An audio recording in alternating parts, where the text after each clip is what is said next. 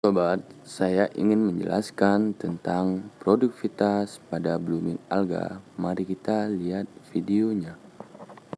Blooming alga merupakan istilah lain dari ledakan alga. Ledakan alga sendiri merupakan suatu kejadian atau kondisi di mana suatu perairan baik kolam, danau maupun rawa mengalami ledakan populasi plankton yang cukup besar. Sebab terjadinya blooming alga adalah adanya nutrisi berlebih yang terdapat dalam perairan sehingga menyebabkan populasi alga menjadi sangat banyak.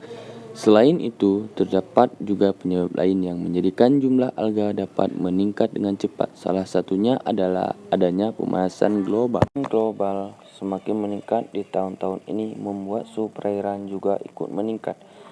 Peningkatan suhu di perairan akan memicu aktivitas metabolisme alga.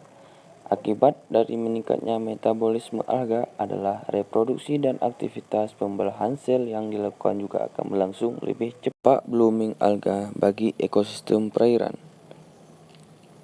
Walaupun terkesan sederhana, dampak dari adanya peristiwa blooming alga ini harus menjadi perhatian khusus. Jumlah alga yang membludak dapat mengakibatkan resiko kematian pada berbagai macam biota laut.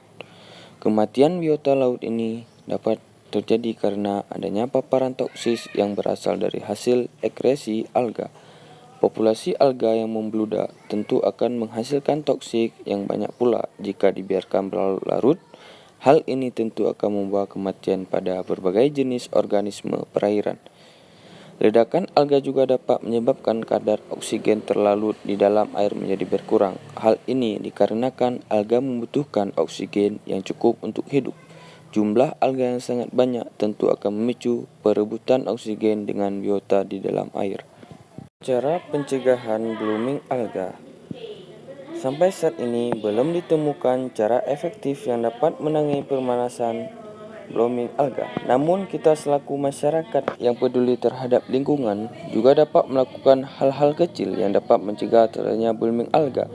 Salah satunya adalah dengan menggunakan berbagai jenis deterjen atau sabun yang bebas mengandung fosfat. Dengan begitu, jumlah fosfat di perairan akan semakin berkurang sehingga peristiwa blooming alga dapat dihindari. Dan pula, ledakan populasi alga adalah suatu kondisi di mana populasi alga di dalam ekosistem perairan mengalami peningkatan populasi dikarenakan perubahan kondisi lingkungan. Umumnya, spesies yang terlibat hanya sedikit. Ledakan populasi alga dapat menyebabkan perubahan warna pada ekosistem perairan dengan warna sesuai jenis alganya.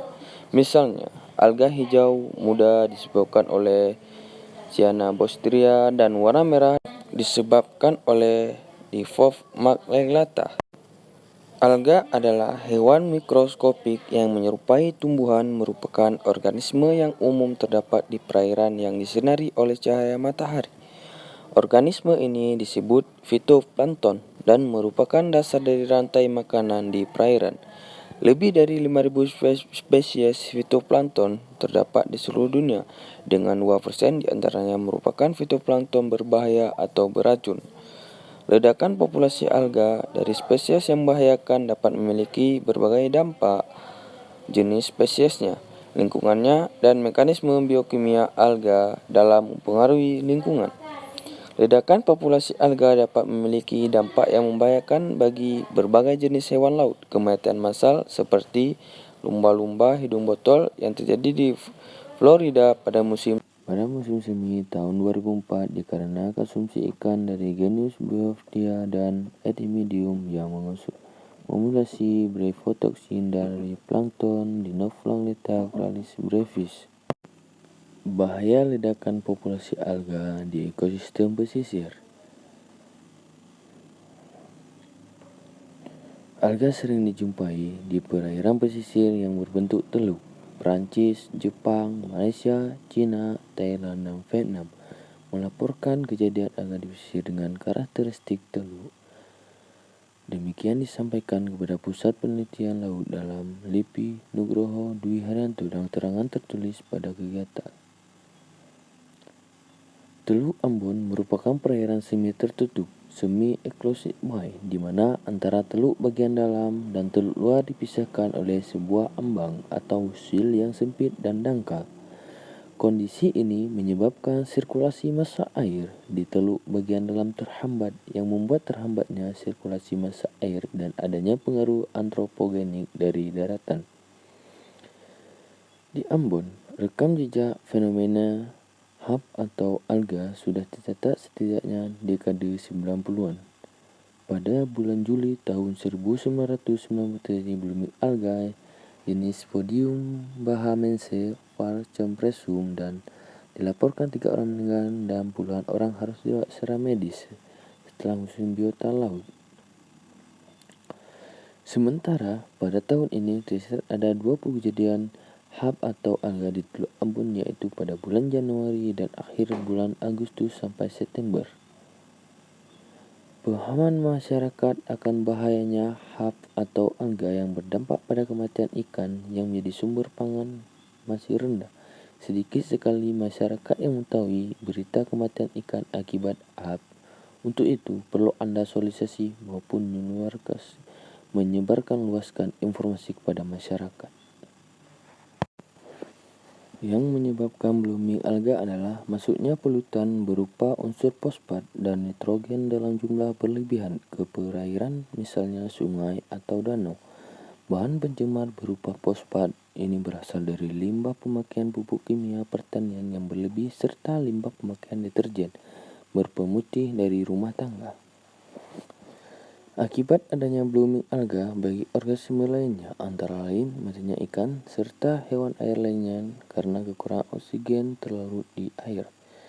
Kejadian blooming alga ini kita bisa katakan sebagai eutrofikasi. Eutrofikasi merupakan penumpukan zat organik di perairan.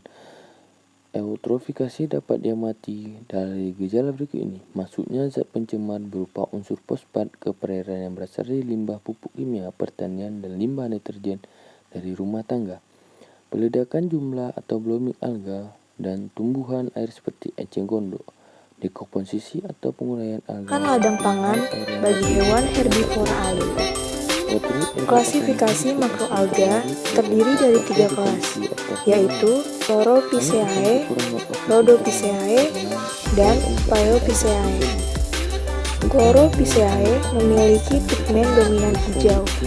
Pigmen tersebut berasal dari klorofil yang dikandungnya. Makroalga yang termasuk dalam Chlorophyceae yaitu Caulerpa certularioides. Ciri-cirinya, talus utama tumbuh menjalar. Alga ini banyak dijumpai pada pantai yang memiliki rataan terumbu karang. Banyak mengandung Chaetomorpha crassa. Ciri-cirinya, talus tidak bercabang tetapi bersegmen, berbentuk lurus menyerupai rambut hijau atau kekuningan. Caulerpa racemosa. Ciri-cirinya, talus utama tumbuh menjalar dan memiliki border pada setiap percabangannya. Habitatnya pada substrat karang mati, pasir, dan pecahan karang mati. Neomeris annulata. Alga ini merupakan calcareous alga. Talusnya berwarna hijau. Habitatnya menempel di batu.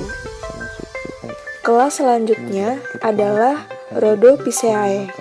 Rhodophyceae adalah alga berwarna merah. Populasi bakteri meningkat drastis karena banyak bakteri mengonsumsi oksigen. Maka peningkatan bakteri menyebabkan berkurangnya oksigen, hispoksia di air, dan bisa menyebabkan kematian massa ikan di perairan itu. Eutrofikasi juga memicu pertumbuhan alga beracun. Pfisteria adalah organisme bersel tunggal yang bisa melepaskan racun yang sangat kuat ke dalam air, menyebabkan luka berdarah pada ikan dan bahkan membunuh ikan ini.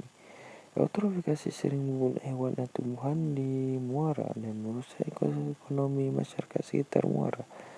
Alga beracun mengganggu para wisata The karena likely busuk culprit dan was a pandangan massive terhadap algae ikan. bloom on Lake Erie.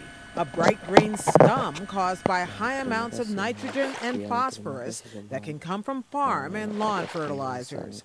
But new tests today came back without traces of the toxin. All 6 test results come back with no problems.